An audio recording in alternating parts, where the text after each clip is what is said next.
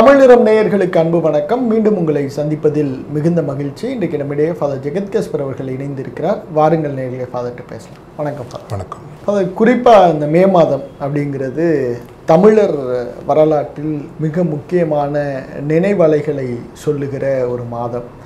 கிட்டத்தட்ட தமிழினத்தினுடைய ஒரு பெரிய நம்பிக்கையாக இருந்த ஈழப்போரினுடைய இறுதி நாட்கள் முடிவு செய்யப்பட்ட ஒரு மே மாதம் இது.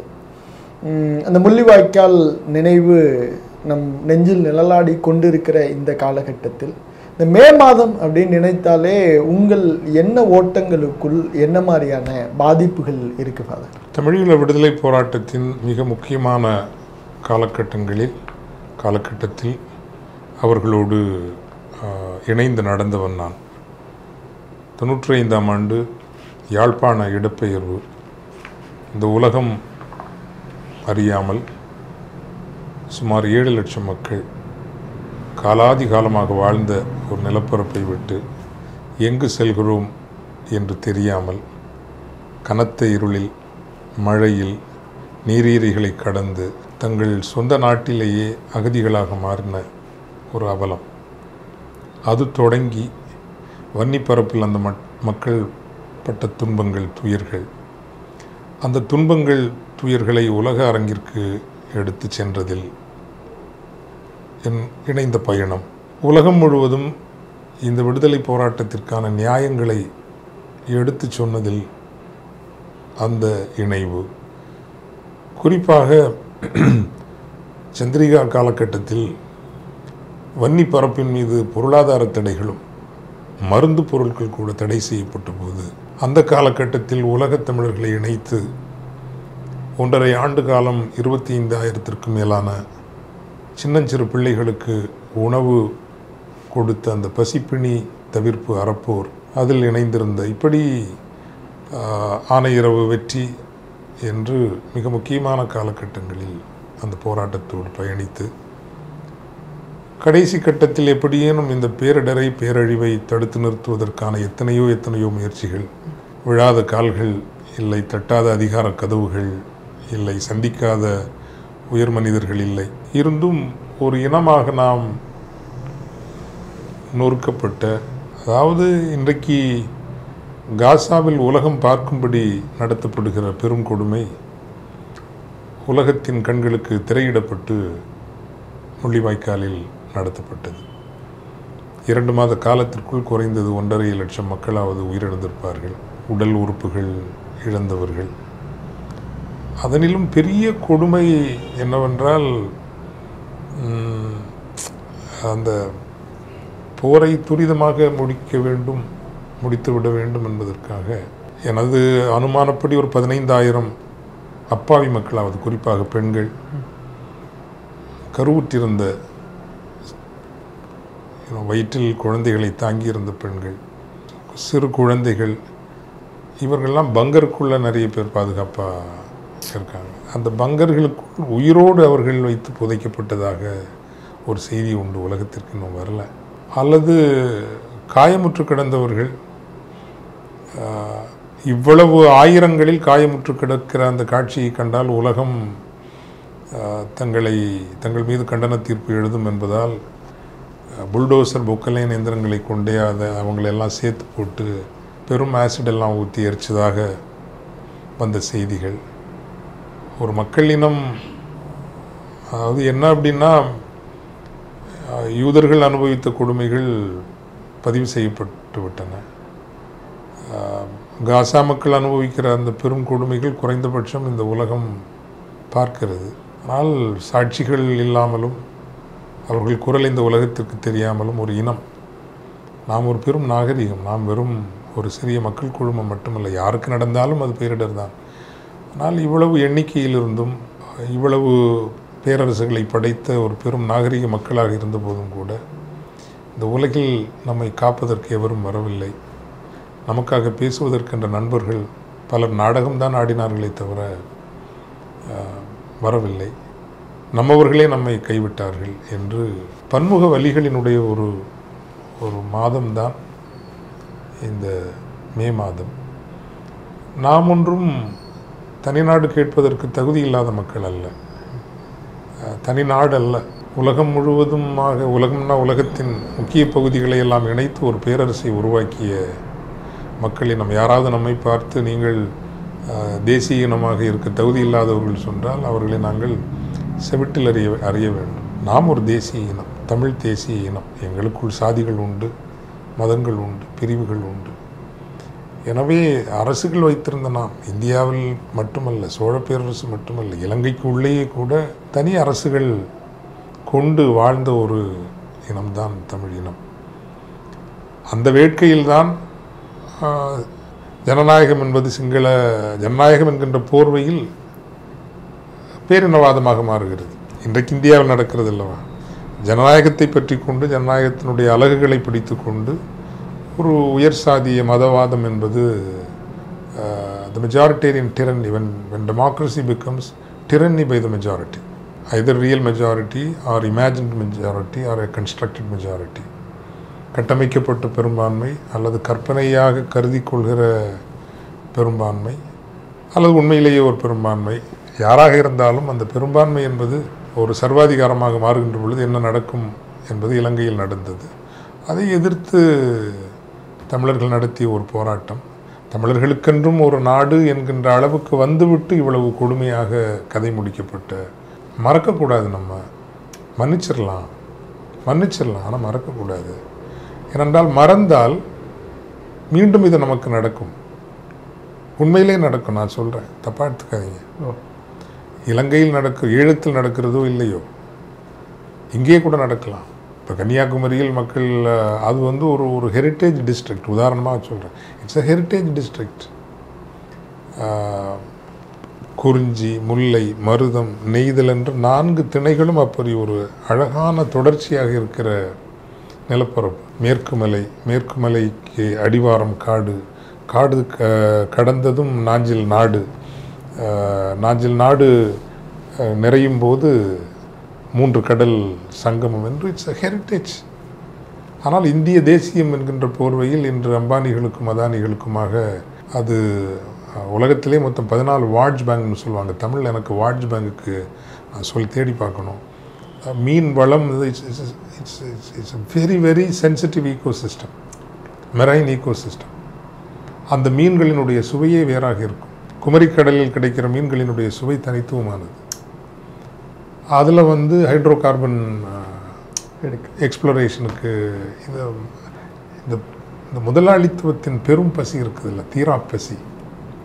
பல்லுயிர்களை பற்றி, இயற்கையை பற்றி, பல லட்சம் ஆண்டுகளாக இயற்கை உருவாக்கிய ஒரு அழகான நிலப்பரப்பை என்ன வேண்டுமானாலும் செய்யலாம், துவம்சம் செய்யலாம் என்கின்ற இதெல்லாம் வர்றப்போ வந்து மக்கள் எதிர்த்து நிற்கிற போது, உறுதியாக எதிர்த்து நின்றால் ஈழத்தில் நடந்ததைப் போல நடக்காது என்று சொல்ல முடியாது. காவிரி படுகையில் ஒரு ஜனநாயக ரீதியான போராட்டங்கள் தற்காலிகமாக அந்த பரப்பை காப்பாற்றி இருக்கிறது. மீண்டும் இந்த ஹைட்ரோ கார்பன் பெரும் பசி கொண்ட டைனோசர்கள் வரமாட்டார்கள் என்று சொல்ல முடியாது. அப்படி வருகின்ற போது வலுவான கட்சிகள் இங்கு இல்லை. அந்த மதவாத பேரினவாதத்தின் கட்சிகள் தான் இங்கு வலுவாக. ஏன்னா இன்றைக்கி தான் பார்க்குறோம்ல, அருகில் இருக்கிற சகோதரர்களை விட எங்கோ இருக்கிறவனது நலன்களுக்காக ஜால்ரா போடுகிற ஒரு கூட்டம் தானே மதவாதத்தினுடைய பின்னால் வருகிறது இல்லையா?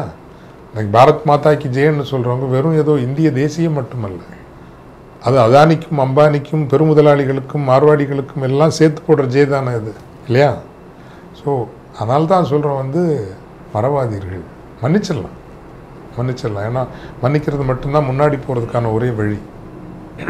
we have to forgive, we have to let go, we have to be healed.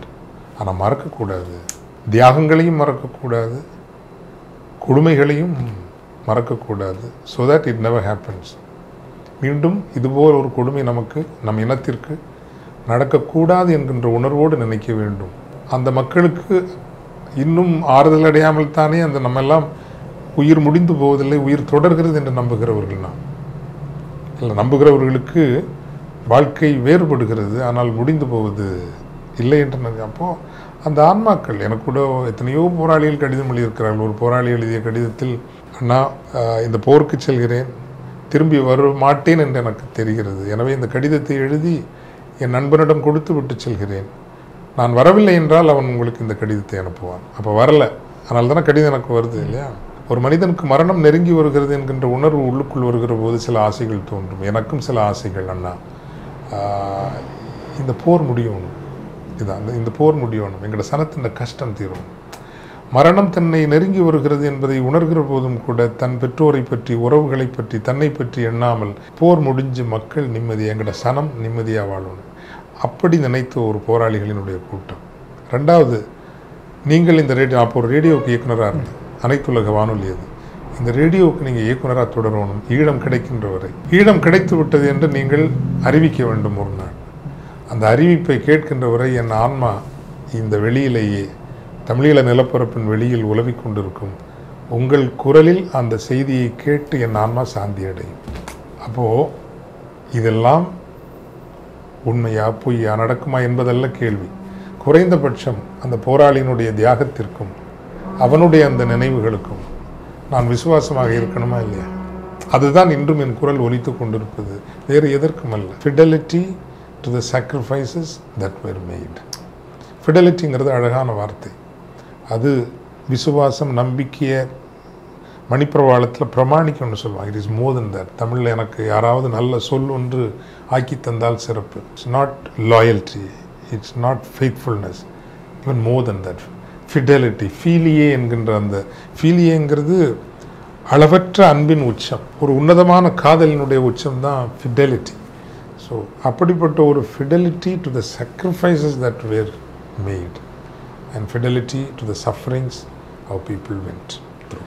கண்டிப்பாக ஃபாதர், 3 முக்கியமான இடங்கள் நீங்கள் சொன்னது, யாழ்ப்பாணம் இடப்பெயர்வு, அதுக்கப்புறம் வன்னி போராட்டம், ஆணையரவு போர். இந்த யாழ்ப்பாண இடப்பெயர்வு அது எப்படி ஃபாதர், அது எப்படி இருந்துச்சு, அந்த சூழல் எப்படி இருந்துச்சு, அது உங்களுக்குள்ளே ஏற்படுத்தின மாற்றம் என்ன ஃபாதர்? ஒவ்வொரு இனத்திற்கும் வரலாற்று நினைவுகள்னு சொல்லுவோம். வரலாற்று நினைவுகள்னால் இந்த கலெக்டிவ் கான்ஷியஸ்னஸ், இதுதான், இந்த அனுபவம் தான் எங்கள் இனத்தினுடைய இருப்பையும் சதா காலத்திற்குமான அந்த அடையாளமாகவும் அந்த சில நினைவுகள் மாறுகின்றன. அப்படியான 2 நினைவுகள் என்றால் யாழ்ப்பாண இடப்பெயர்வும் முள்ளிவாய்க்கால் படுகொலைகளும். இதுதான் இந்த இனத்தினுடைய கலெக்டிவ் கான்ஷியஸ்னஸ். கூட்டு சாதி கடந்து, மதம் கடந்து எல்லோரும் ஒரு நினைவு நம்மை இணைக்க வேண்டும் என்றால் அந்த கலெக்டிவ் கான்ஷியஸ்னஸ். காரணம், யாழ்ப்பாண சமூகம் அடிப்படையில் வேரோடின சமூகம்.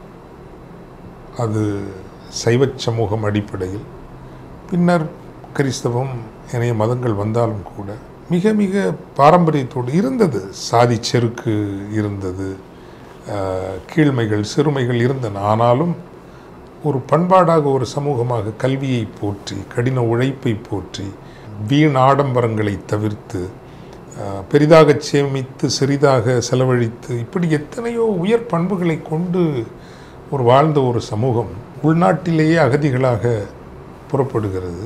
கையில் கிடைத்ததை மட்டும் எடுத்துக்கொண்டு எங்கு செல்கிறோம், எப்படி வாழப்போகிறோம் என்று தெரியாமல், நான் சொன்னேன் அல்லவா மழை. இப்போ அதில் ஒரு அனுபவம், ஒரு தாய், அந்த தாயும் இந்த லட்சக்கணக்கான மக்களோடு புறப்படுகிறார்.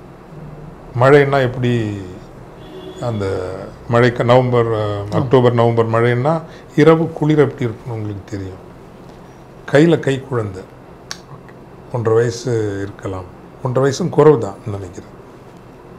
அப்போது ஒரு அரை மணி நேரம் 1 மணி நேரம் நீங்கள் நடந்த பிறகு உங்கள் மனமும் மறத்து போகும், உடலில் என்ன நடக்கிறது என்று தெரியாது. அப்படி கூட்டத்தோடு நீங்கள் நடப்பீர்கள். இந்த தாயினுடைய கை ஒரே பொசிஷனில் இருந்ததுனால கை மறத்து போயிற்று. கை மறத்தது தெரியல. மறத்து போனால் உணர்வு இருக்காது இல்லையா? அந்த குழந்தை நழுவி இருக்கிறது, கீழே விழுந்துருச்சு, தெரியாது. திடீர்னு பார்த்தா குழந்தையை காணல. எப்படி போய் தேடுறது? லட்சக்கணக்கான பேர் நீங்கள் ஒரு சிறிய வழிப்பாதையில் நடக்கிற போது எப்படி போய் தேடுறது? ஸோ அந்த தாயினுடைய ஆற்றாமை என்பது, ஃபாதர், என் குழந்தை நோய் வந்து இறந்திருந்தால் நான் ஏற்றுக்கொண்டிருப்பேன். என் கண் முன்னால் வேறு செல்லடிப்பட்டு இறந்திருந்தால் கூட நான் ஏற்றுக்கொண்டிருப்பேன். ஆனால் எத்தனை பேருடைய கால்கள் என் குழந்தையை ஏறி மிதித்தனவோ, அதை நினைக்கிறப்ப என்னால் தாங்க முடியல ஃபாதர். புரியுதா உங்களுக்கு? லட்சக்கணக்கான பேர் நடக்கிறார்கள், நள்ளிரவு, கைக்குழந்தை நழுவுகிறது, ஒரு தாயின் அந்த வலி, அந்த இடத்துல நீங்கள் அந்த தாயாக நின்றால் மட்டும்தான் அந்த மக்கள் அனுபவித்த துயரங்கள் என்னங்கிறது உங்களுக்கு புரியும். குடிக்க குடிநீர் இல்லை, ஒரு எங்கு உங்கள் இயற்கை கடன்களை நிறைவேற்றுவதில்லை. சிங்களம் தமிழர்களுக்கு செய்த கொடுமைகள் கொஞ்ச நஞ்சம் அல்ல. இன்று நாம் மன்னிக்க வேண்டும் என்று சொல்கிறோம், ஆனால் மறக்கவே கூடாது. காரணம், மறந்தால் இதே கொடுமைகள் மீண்டும் உங்களுக்கு தரப்படும். மறவாது இருந்தால் இதுபோன்ற கொடுமைகள் நம் இனத்திற்கு நடவாதபடி சில ஒழுங்குகளை செய்ய முடியும். இன்றும் என் குரல் தொடர்ந்து ஒலித்து கொண்டிருக்கிறது என்றால், இந்த இனத்திற்கு இப்படி ஒரு கொடுமை இனிமேலும் நடக்கக்கூடாது. அதற்கான ஒழுங்குகள், ஒரு அறிவு சமூகத்தை உருவாக்குவது, அதற்கான உலக குரல்களை, நிறுவனங்களை, ஊடகங்களை, அதற்கான வளங்களை உருவாக்கி வைத்துக்கொண்டு இந்த உலகத்தை விட்டு பிரிய வேண்டும் என்கின்ற விருப்பம், அது நான் மட்டும் செய்து நடப்பது அல்ல. அப்படி ஒரு விருப்பத்தை முன்வைத்து தொடர்ந்து உழைத்தால் அதில் இணைவதற்கு பல்லாயிரம் பேர் ஒரு நாள் வருவார்கள். பதவிகளை பிடிப்பதற்கு அல்ல, இந்த இனத்தினுடைய பாதுகாப்பிற்கான அடிப்படைகளை உருவாக்குவதற்குத்தான் எனது முயற்சிகளும் எனது குரல்களும் இருந்து வருகின்றன. அதற்கெல்லாம் உந்துதல் என்பதும் உயிர் ஊக்கம் என்பதும் அந்த மக்கள் அனுபவித்த துன்பங்கள். ஃபாதர், இந்த யாழ்ப்பாண இடப்பெயர்வும் இறுதி போர், அந்த முள்ளிவாய்க்கால் படுகொலை அப்படின்னு சொல்லி, அது உங்களுக்கு ஏற்படுத்திய வலி, அந்த இறுதி போறப்ப என்ன மாதிரியான ஒரு எண்ண ஓட்டங்கள் இருந்து, ஏன்னா கூடவே பயணித்தவர், கையை விட்டு வாய்ப்பு நழுவுகிற அந்த சூழல், அதை எப்படி ஃபாதர் உங்களுடைய மனம் என்ன மாதிரி அதை எப்படி கையாண்டுச்சு ஃபாதர்? இல்லை, ஒரு எல்லோரையும் போல முதலில் அதிர்ச்சி, கொஞ்சம் ஒரு டிப்ரெஷன் இருந்தது. பட் எனக்கு 2005 இந்த போர் சரியாக போகலைங்கிறது எனக்கு தெரிஞ்சுது. ஆமாம், அதாவது மன்னார் பூநகரி பாதை திறப்பு நடந்த போதே, அதாவது வெளிப்படையாக சொல்லணும் அப்படின்னா, நம்மை அழித்தது அமைதி முயற்சி தான். சமாதானத்துக்கு போயிருக்கவே கூடாது. அதாவது நம்ம பீஸ்ன்னு சொல்கிறது இல்லை, அது ஒரு சண்டை இட்டுக்கொண்டே சமாதான பேச்சுவார்த்தைகளையும் நடத்தி இருக்க வேண்டும். சமாதான காலத்தை, அப்போ நான் மீண்டும் சொல்கிறேன், நான் சமாதானத்தை விரும்பாதவன் அல்ல. எப்படின்னா, எண்ணிக்கையிலும் எல்லா வளங்களிலும் வலுவாக இருக்கிற ஒரு சிங்கள